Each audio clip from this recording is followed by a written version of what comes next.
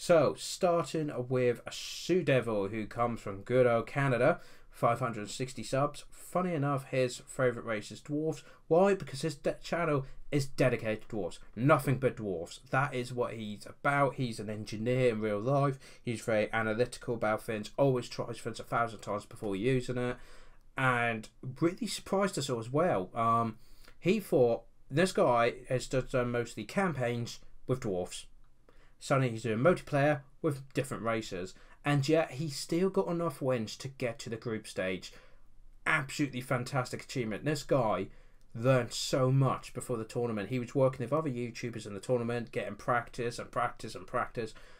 I think was one of the biggest channels for putting an effort in regards to improving his game to do the best he could in this tournament, and done an absolutely amazing job and actually got through to the knockout stages. So fantastic there. He, as I said, does dwarves and campaigns and online battles. The online battles more of an intro thing he's doing. He's also doing commentary for people that are doing dwarf battles. So if you really love dwarves, this is the channel to check out. Next, we'll move on to Zardar. Now, Zardar obviously technically should have made it to the group's knockout stage, but because Gobbo King had to drop out, Zardar was the next in line. Absolutely fantastic player. All the way from Greece. He has about 568 subscribers. His favourite race is the Empire. Makes sense. But he's absolutely brilliant with campaigns. He plays them on the hardest difficulties and really shows them how it's done.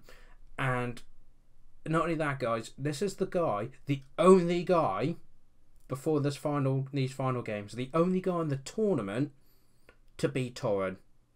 It was one battle.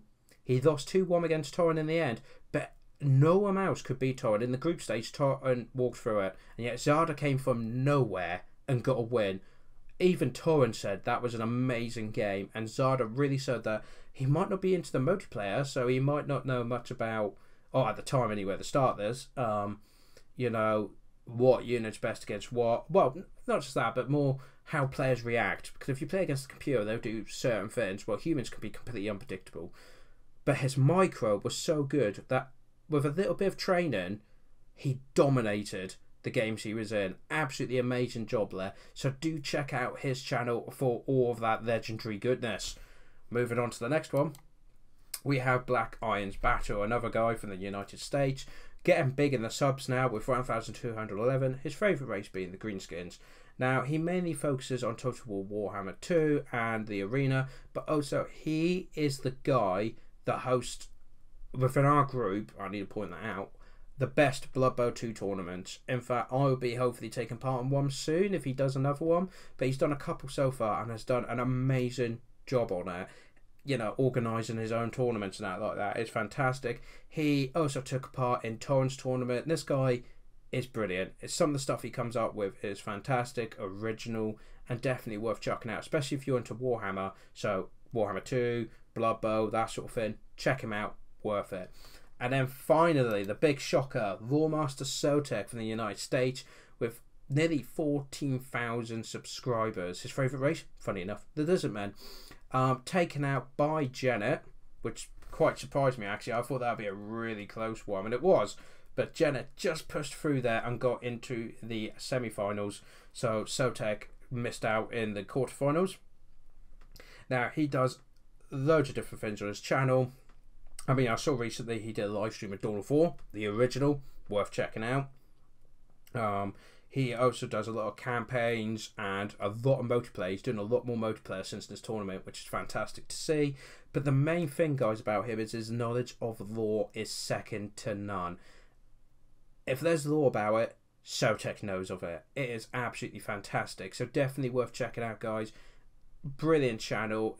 Got so much information. You've just got hundreds of hours of just him talking about the lore, the depth about the background and that. Absolutely fantastic. So there we go, guys. Those were the 4 channels that got knocked out in the quarterfinals. We will now have round 3. And remember, guys, whoever wins in this round will be 1 win away from winning the tournament. So it's going to be intense in this battle. Let's go to it. We are now doing a round of 3. So Turin is using Norska and John Torn is using the Forces of Chaos. So whichever way this goes, Chaos is going to win, let's face it. So it's going to be interesting with the fact that it's Norska Chaos. Yes. So let's go to the army roundup, as you can see there. And now straight to the battlefield. Covering Turin's and Norska first, we've got a front line of Armored champions with great weapons. Again, loving Orna's heavy infantry at the front. We then have on the flanks Famir warriors, again, all with great weapons. Makes sense against the forces of the Chaos. We also have 2 units of Mortar spearmen on the flanks, probably for cavalry. We have some Mortar hunters of javelins, some Mortar hunters. Backline of Norscan ice trolls. At the very back, we have Norscan ice wolves. And yes, of course, we do have Frog and a Famir Balefiend of Shadows. I agree with this choice. Anything that uses the Law of Shadows is all right in my books. And I need to really remember to do that. Just because, obviously, we got Regiments of Renown. Again, this is just the Norska stuff, so I don't feel too bad. Here we have Marauder Horsemen. So very similar to Torrens at the beginning. We have Chaos Knights with Lances, a Chaos Sorcerer with Fire, and Chaos Warhounds with Poison. A very heavy hitting flank here. Then got a main line of Chaos Marauders, some Chosen of Hellbirds, and then more Chaos Marauders. We do have the Codex Sun Eater, and we do have a new Regiment of Renown for the Force of Chaos, which is the Summoners of Rage. So the Dragon Ogres here, you know, with their own fancy lightning effects and very nice, yellowy, healthy skin. Yes. No sneaky in this one. It is just straight up fighting. So let's get the game going. So immediately we're going to have these guys move forward, doing a bit of skirmishing, trying to pick these guys off. Because I don't think, yeah, great weapons, they won't have shields. So they'll get some nice easy kills here very quickly. But the javelins, they do have to be careful of that. We do have an ability, Molokov's Mystifying Charisma has been dropped on them. So that's going to do a nice little bit of damage. Got the Chaos Force of Cavalry moving into the flank here. Front line moving into Fate the front line. Kodek hanging back actually. Nice volley there. Get some hits. Try and take out the Balefiend there. But in comes the first charge. The Dragon Ogres and the Marauders straight in. Ooh. Against Marauders of great weapons as well. Then the Famirs of great weapons. That is going to do a lot of damage. And in comes all the front charge. Marauders have fallen back. The Chaos Warhounds have charged. And then we have the Chaos Knights of Lancers taking on the Norscan Ice Wolves. Or at least half of them. But they are getting backed up as well. We do have an ability being dropped. Is this fire? Yes, it is. Raining fire on the enemy. Oh, it's a good choice. Especially being these guys are quite like the code. But we do have Norscan Trobin. What's this going down? Is this the Pendulum going down? Yeah, one of my favourite spells being dropped there. Decimating those Chaos Marauders, pretty much taking them out of the fight instantly. Got some Chosen of Hellbirds trying to hold. They've beaten the Marauders Hunter. I'm not sure why the Hunters got involved in there with the Javelin. Should have been given support. We do have a General on General here though. Frog and Kolek taking it out.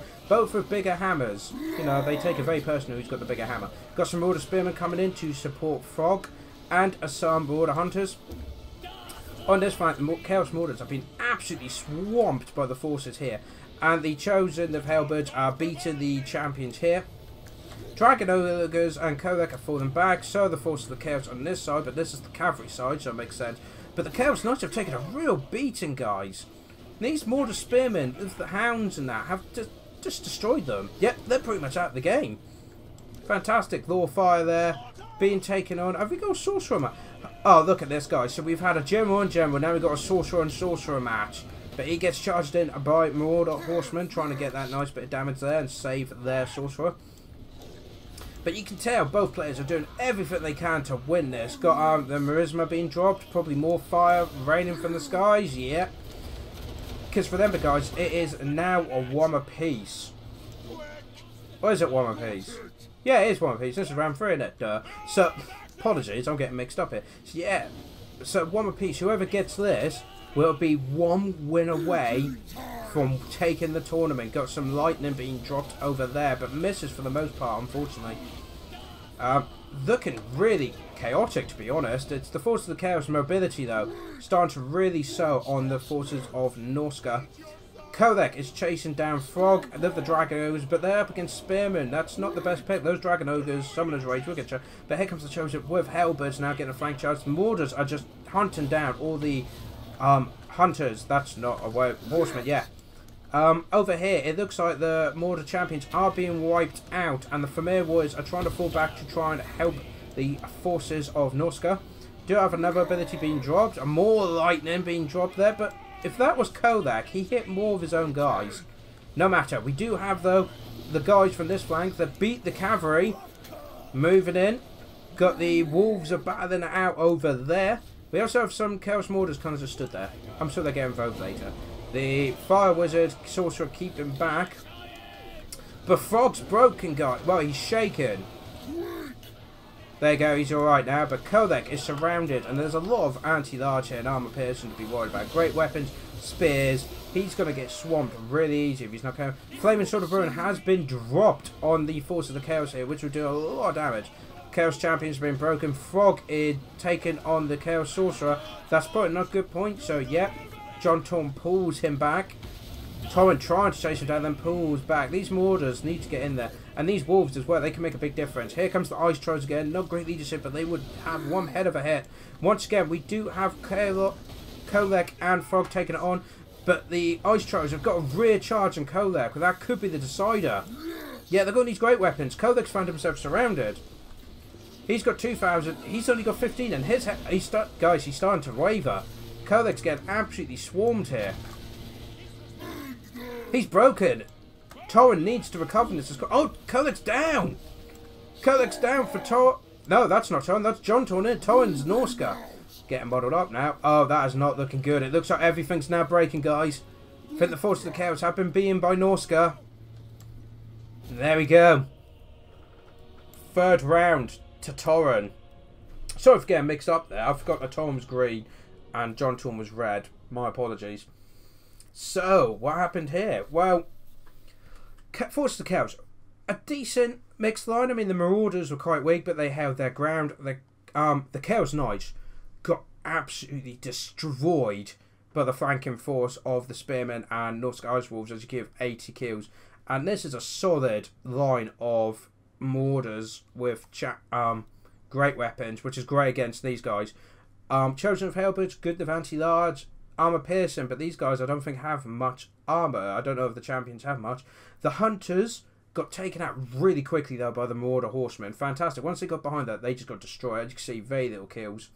The Fimir Warriors and the Trolls did a great job hitting where they needed to hit as hard as they can. And of course, the Lord of Shadows did nice kills with the Pendulum and the Merisma. Well, the Fire guy did a lot of raining of fire and buffing the Swords of Ruin to get them. So that was, to be honest, that was such a close game, guys. Such a close game. It was fantastic. The leadership for both armies was crumbling. That could have gone either way, but Torren, Vivers Norsca take the win off John Torren. So now it's 2-1 to Torren. If Torren can win the next game, he's done it. He's won it. But if John Torren can win it, it's going to come down to the final round, which is going to be absolutely amazing. So we're going to have one final bout of going through all the YouTubers, the ones that have made it into the semi-finals and the finals, and then we'll move on to round 4.